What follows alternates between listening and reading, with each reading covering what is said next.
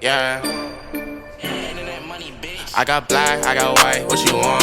Hop outside a ghost and hop up in a fan. What's up guys, welcome back to Technique Tuesdays. Today we're going to be looking at leg kicks and how to counter. I don't know about you, but when I first started sparring, leg kicks were something that I wanted to avoid. But unfortunately when you're sparring, there's some really good leg kickers out there. So we're going to go through the 4 top ways that I found to block, counter, and then keep working after that. So yeah, stay tuned guys, we're going to get into those leg kicks. Counter 1 is check and cross. So before we learn how to do this technique, we need to learn how to check a leg kick. So what we're going to do is lift our leg into the air and catch it on our shin. And we're going to keep our toes pointing straight, never pointing to the floor. This will help you to not feel any pain on your ankle in case the kick comes low. So we're going to check the kick and throw your cross right after, because your opponent will likely move forward into that and they'll be off balanced as well from the check. Checking is something that is really important to work on to add strength to your shin. And here what we're doing is we're opening up the leg kick opportunity. So we're going to be stepping to the side, and that's going to cause me to miss my punch if I'm doing that. But I would like to see a little bit more turn in her foot there, just so we can get a little bit more power, but it's okay, we're just lightly drilling. We're going to use this opportunity to fire back our cross, and we can use any type of combo and lead into our own leg kick. We're not kicking each other very hard at all. It is going to build up conditioning in our shins, of course. So if you're not used to eating leg kicks, then don't take a fight, because you're only gonna get really shocked by how much they actually hurt. So this drill is really important for both partners, and what we're gonna do is, for the partner that is getting kicked, you can just lean your knee forward and the kick will slide up your leg, and that will take some of the power out of the kick. It's counter 2, check and teep. This is probably my favorite counter of this series because it's really fast and it keeps your opponent away, and it is quite flashy.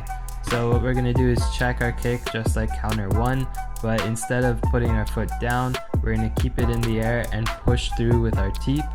So teep, you're going to land with the ball of your foot and you're trying to push down a door. So push your opponent away from you and make sure that they're not going to progress towards you after that leg kick, and then you can follow up with whatever you want, or you can just move away. This is a really good self-defense technique as well. Just learning how to keep someone away from you is very valuable.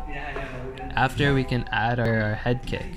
And the head kick is designed to be also something that keeps your opponent away. And we're changing the levels of the strikes. So if we look here, I'm going to be holding my pad for my partner with 2 hands. Very important is I'm also teaching myself how to block head kicks.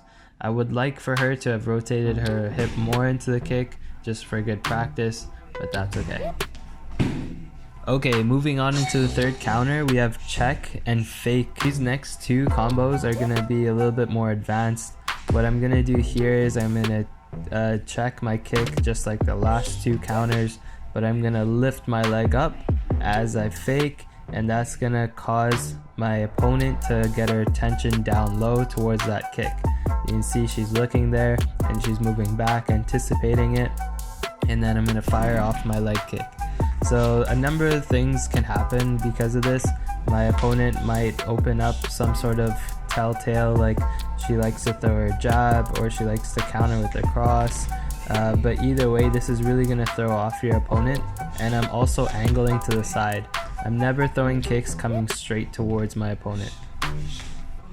And the last technique is going to be catch and elbow. So we're going to finesse through this counter. We're going to catch our opponent's leg kick. Of course, we're going to make sure it's coming low. Then we're going to reach around with our other hand and switch and throw our elbow to our opponent's head. So my partner is just going to keep her gloves up. I'm not trying to obliterate my opponent here or my partner here. I'm just trying to go like a light elbow, just a tap there. And we're going to spin back into our regular stance and we keep drilling.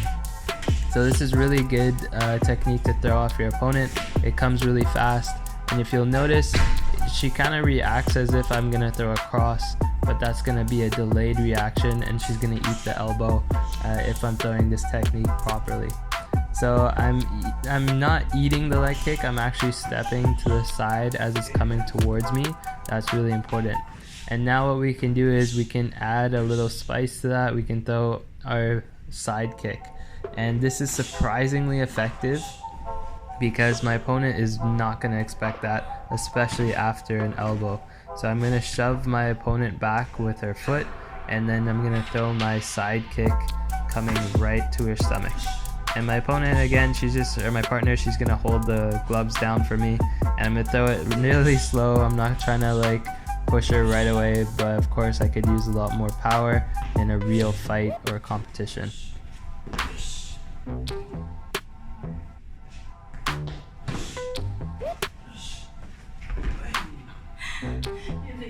Thanks for watching, guys. It's been an awesome video. I had so much fun filming this one. It's also really good to condition our shins because that's really important for fighting. Try to work on these techniques and your shins will become a lot stronger. Thank you so much. Let me know in the comment section below if these techniques will help you for your sparring or for your fighting competitions, anything like that. I'd love to hear your feedback. And yeah, drop a like, subscribe, and we'll see you next Tuesday.